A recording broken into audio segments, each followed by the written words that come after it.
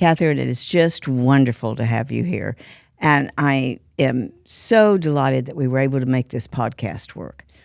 As our new interim CEO, you are taking on a pretty big job here at the Rose. So tell us, I want to know something about you, but I also want you to tell us, how do you know you're ready for this? Well, I want to begin by saying thank you. Oh, thank you. Thank you for making this work for me to be here today. It's really an honor.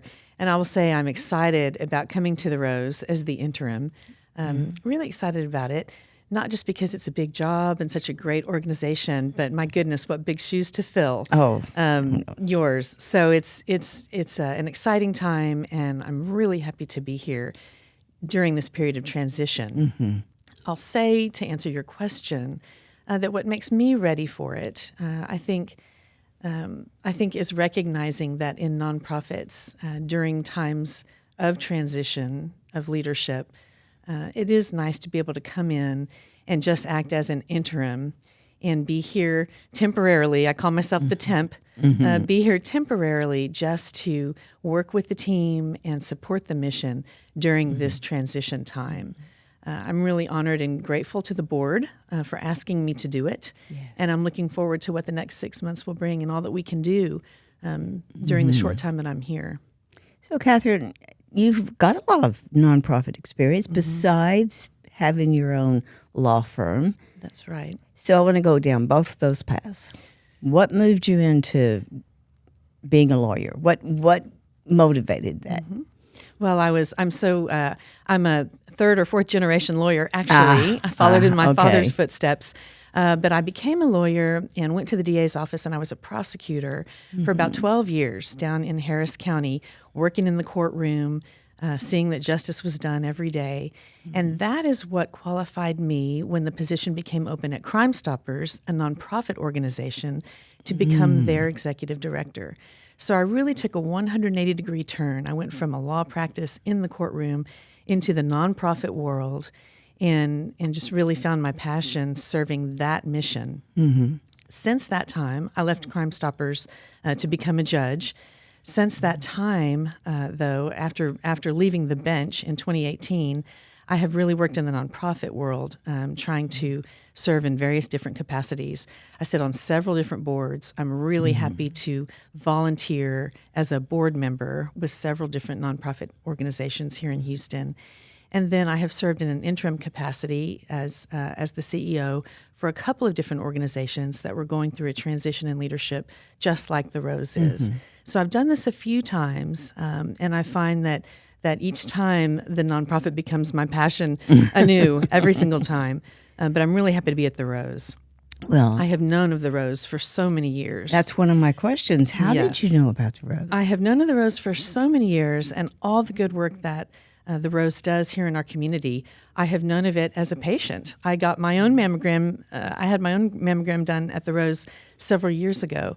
So I've known of it for a long time. Really respect the work that is done by this team. Have been a patient, and now I'm really excited to be the interim CEO. And you've had the experience of having breast cancer in your family. I have. So my mom was diagnosed with breast cancer 2 years ago. She's doing great now, but it was found on a routine mammogram. She's always been very vigilant about her health care and is a good role model for that, and was at a routine mammogram where they found breast cancer. It was diagnosed very early, and she was able to receive treatment and is doing great today. So I think it's did you have to do much caregiving during that time, or she needed some care? She was fortunate in her health care needs that she had some surgery and then radiation. She did not have to have chemo. So it's really a message that early detection and routine mammograms are invaluable. Oh, yes. We're so grateful in my family that she was on that schedule. And it makes it easy for me to really advocate to women that early detection, routine mammograms, and care when you have a diagnosis are just the key. it makes me passionate about coming to the Rose. I could pick that up from the first time that I met you. I kept thinking, why is she so passionate? What is this? And then when you said that, I thought, oh, well, from many different levels. Many different levels. I think we've all been touched by it.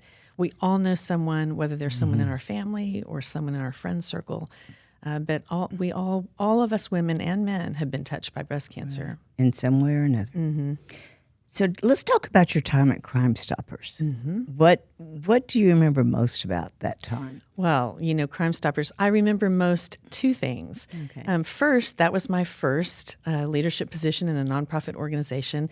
So I had to learn that nonprofit governance very quickly. I went to the Leadership Institute for Nonprofit Executives at Rice. I'm a big advocate for that program. So I learned everything that I could in a very short period of time. It was a steep hill to climb. But they really took a leap of faith on me, and I was grateful to have the board's support and to learn that nonprofit governance. The second thing that was so much fun about Crime Stoppers was, of course, it's an anonymous tip line where cash rewards are paid for information that leads to an arrest of a felony suspect.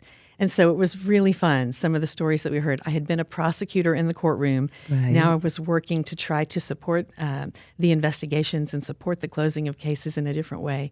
And it was just a lot of fun. We had a lot of good stories coming from some of the tips that we received. It had to be exciting.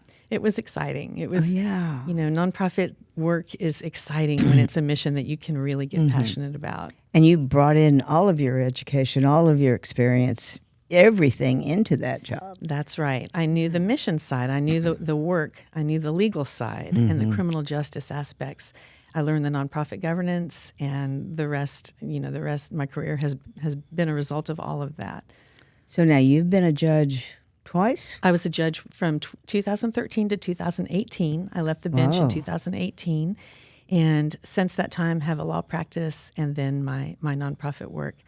Prior to the Rose, I worked at Bo's Place, great where organization. we provide grief support for families who have suffered a loss, and really appreciated that mission and the opportunity to serve as the interim CEO there. And I worked at Faith in Practice, which is medical mission work in Guatemala. My husband and I volunteered there. Fascinating. Yes. It's a great organization. It's been around for more than 30 years now. But we are volunteers. My husband Brian and I are volunteers on an orthopedic team that provides medical health care in Guatemala twice a year. We go down twice a year to serve on those mission teams.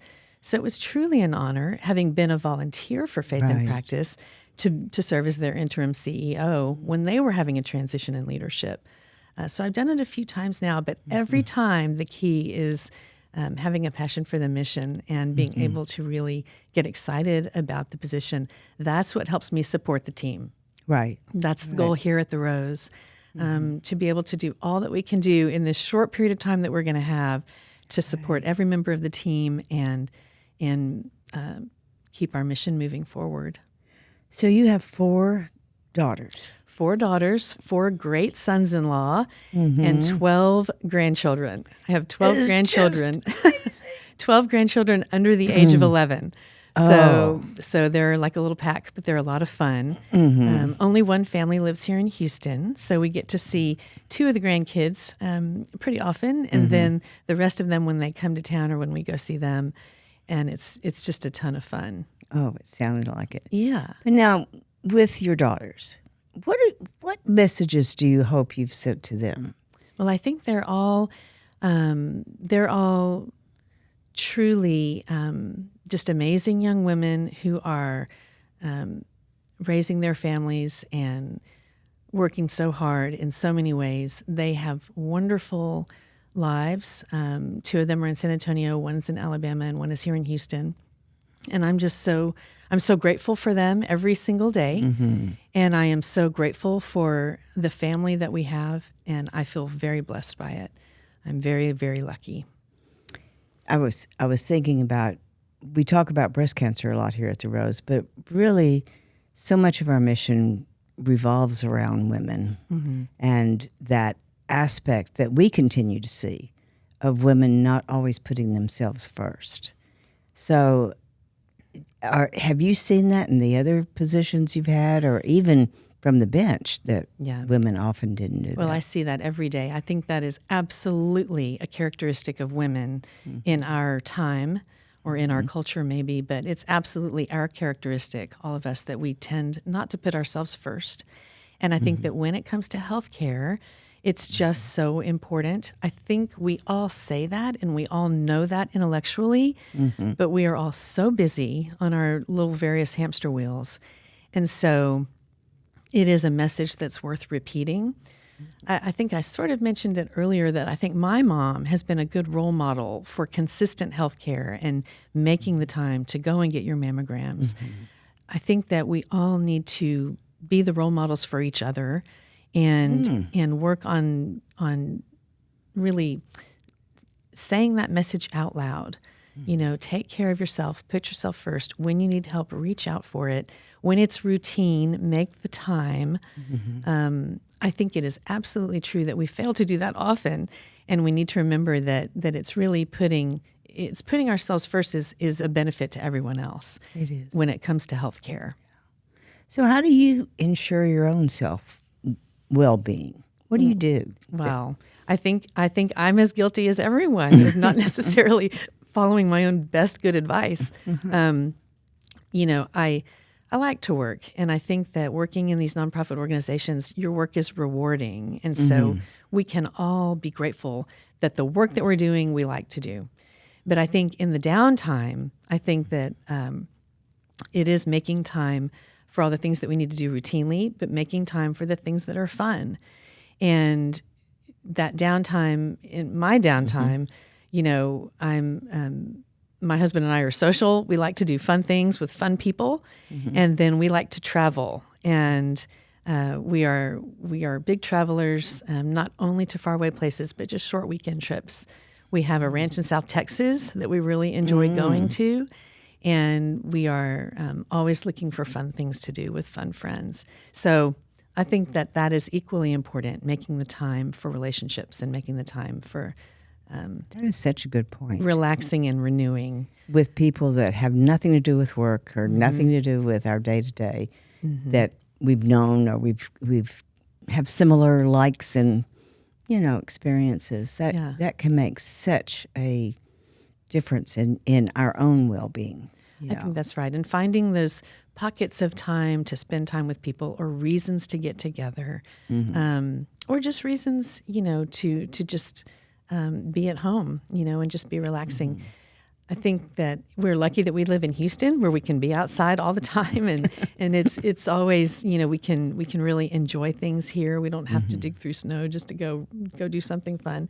So I think we can take advantage of that, and we often do. We have a lot of things at our house, and open up the doors and spread out into the backyard and cook a big meal, and to me that is the most fun and the best way to spend time. Were you always in Texas? Always in Texas.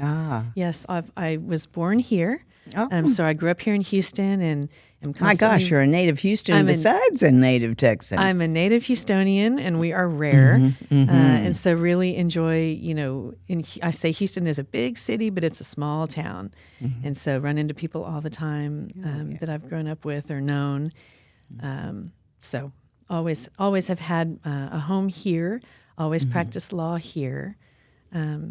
And just really appreciate all that Houston offers. Parents always here? Parents always here. They live right around the corner. My husband. How Brian many and generations? Well, we have three generations here. My parents are here, and then they live right around the corner from us, so get to see them quite often. I have a sister and a couple of nephews my nephews don't live here in Houston anymore, but my sister and brother-in-law live here in Houston. And then my husband is one of 10 siblings. So on his side, we have a great amount of extended family. Yes. So the Parsley network is huge, I always say. So he has 10 siblings. So we have lots of nieces and nephews that are in town, as well as our own. So it's just a lot of family around, and it makes Thanksgiving and Christmas a ball. Oh, yes. So what do you value most in? You've talked a lot about the team and how you're here to support the team. What are your values when it comes to that? When it comes to the team, so because I am the interim CEO and I am here for a limited period of time, and the search committee is going to be working hard to locate the permanent leadership, I am here to support the team and be here and do whatever I can do to help them move forward for the short period of time that I am here.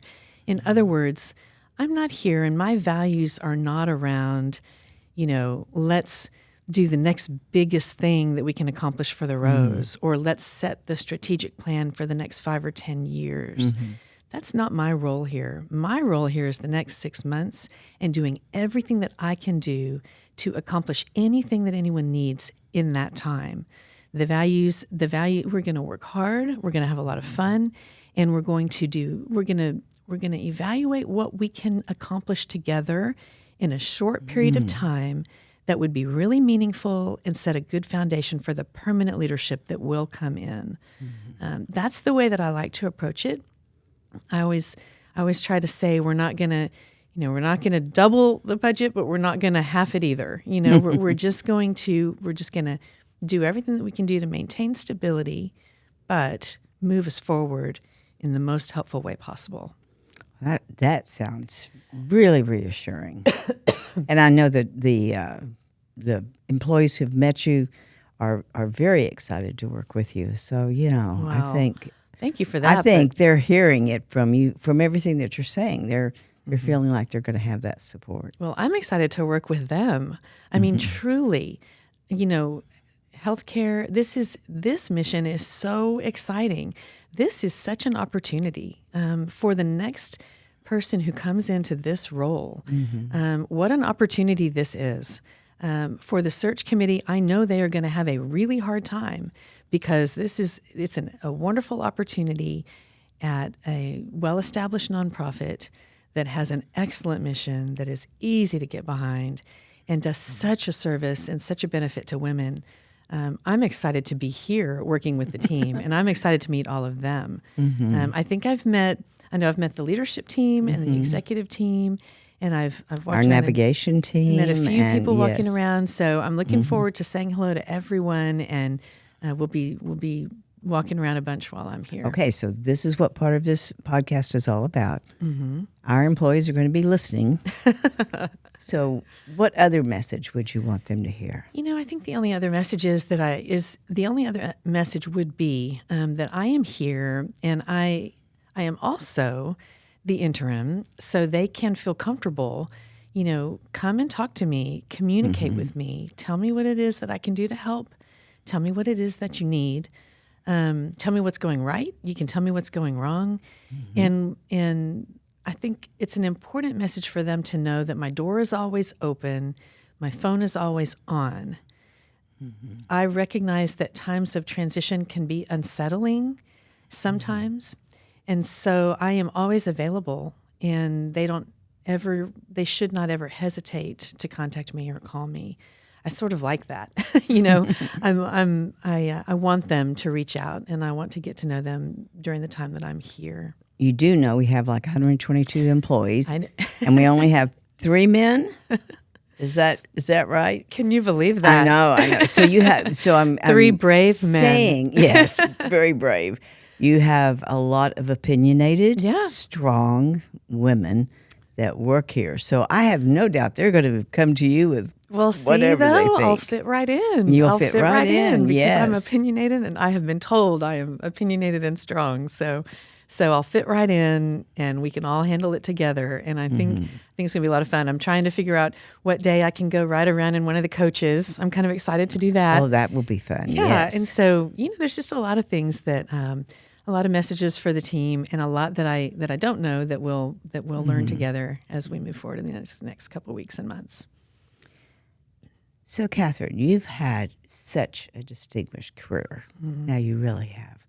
And I know that many times you've been on, you talked about a case that was even shown on Dateline and is often, they show it again, Lots of reruns. And let's go to, it's 50 years after your death. What do you hope of Katherine is still visible? Oh, that's such a lovely and thought provoking question. I think many things will still be visible. I'd certainly like to leave a very positive mark and impact on people, as well as on the community. But I think, to say it more simply, I think I'd like to be remembered as a person who loved greatly and loved many, family and friends, and a person who loved greatly the missions that we serve, the people that we help.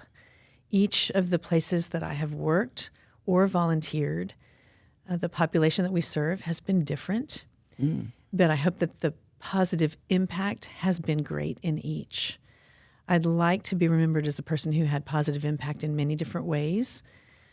I kind of laugh about it because I say that my most recent nonprofit is always my favorite. The one that I'm at today is the one that I like the most, and I'm at a different one every day, and it's the one I like the most.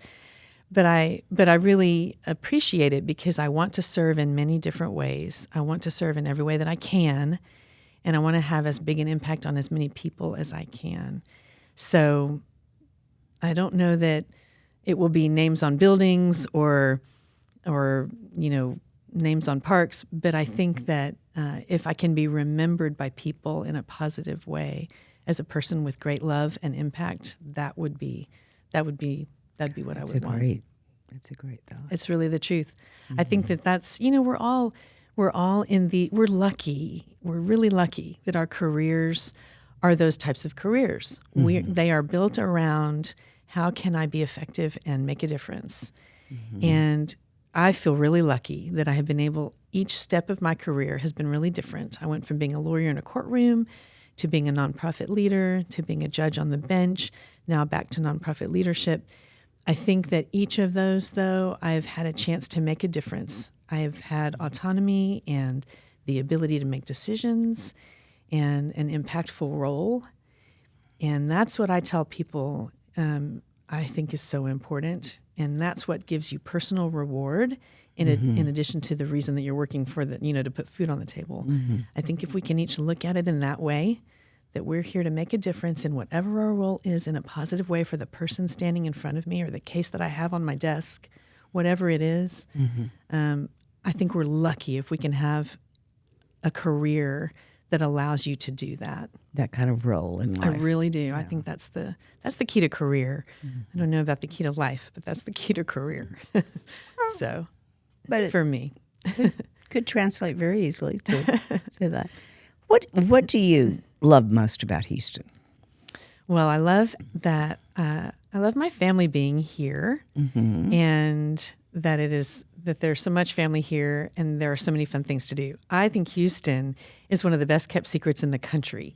People think it's just hot here, and they don't want to come, and they do not realize all that we have to offer, and the value of the fact that it just doesn't get freezing cold. You can get in and out of this town anytime. We always say that Houston just has two temperatures, inside and outside. Oh, that's good. Yes. And so I try to say that all that Houston has to offer, the food, the culture, the different plays and symphonies and operas that you can go to, the ballet, all the parks, all the green space that we have, the museums. My husband and I are heavily involved at the Health Museum. So all the different aspects that Houston offers, in addition to having an international airport right here that you can go anywhere in the world that you want to go, I think Houston offers an awful lot, and it's something that maybe the rest of the country doesn't always recognize. We're having fun right now at the rodeo, which I think is one of the best things about Houston. Kind of shuts down the town for 3 weeks, but what a fun time and for a great purpose. So lots of fun things in Houston, and people that people enjoy taking advantage of. All right, the most favorite place you've ever visited? Oh, that's too hard. I love to visit so many different you can have places. 3. Well, so I do love to travel, and Brian and I are travelers. I think one of my favorite places that I have ever visited was Paris. We went recently to Italy, and that was fascinating. We go to Guatemala routinely, and Antigua, Guatemala is a great place to visit. The farthest I have been around the world is Cambodia and Seoul, South Korea. Ooh. And Seoul, South Korea is amazing to visit, and there's so much there. Cambodia has amazing history and things. Angkor Wat is a very spiritual place to go and see. So that's about as far away as I have been. And then, I even like to visit the close places like South Texas. Mm-hmm. So there are. So where in South Texas is your ranch? So the ranch is near Laredo. Oh. And then my family and my parents are from Rockport, Texas. And so we have a place in Rockport, Texas on the beach that is fun to go fishing. So we go to South Texas down to Laredo for the hunting and Rockport for the fishing. We spend a lot of time in South Texas doing lots of different outdoor things. I definitely am an outdoor person, and we do a lot of hunting and fishing in my family. And so really enjoy that. Wow.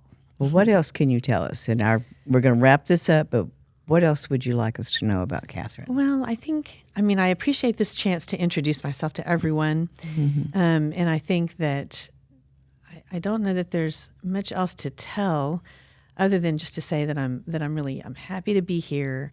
I'm looking forward to what we can do in the next few months with the Rose, and then to welcoming the permanent leader when that person is identified by the search committee in the future. And just, really big shoes to fill, Dorothy. Your shoes are really big shoes to fill. And so I guess I just want to say thank you, really, for the Rose and for all that you've done here. I'm enjoying getting to know it. But what a legacy you're leaving. Congrats on your retirement. And we look forward to celebrating that with you. Oh, thank you so much, Katherine. I know you're not going to be too far away. We're not going to let you. No, I will be. At least for a little while. That's right. Thank you for being with us, and really appreciate you making the time. Well, thank you. Thank you for this.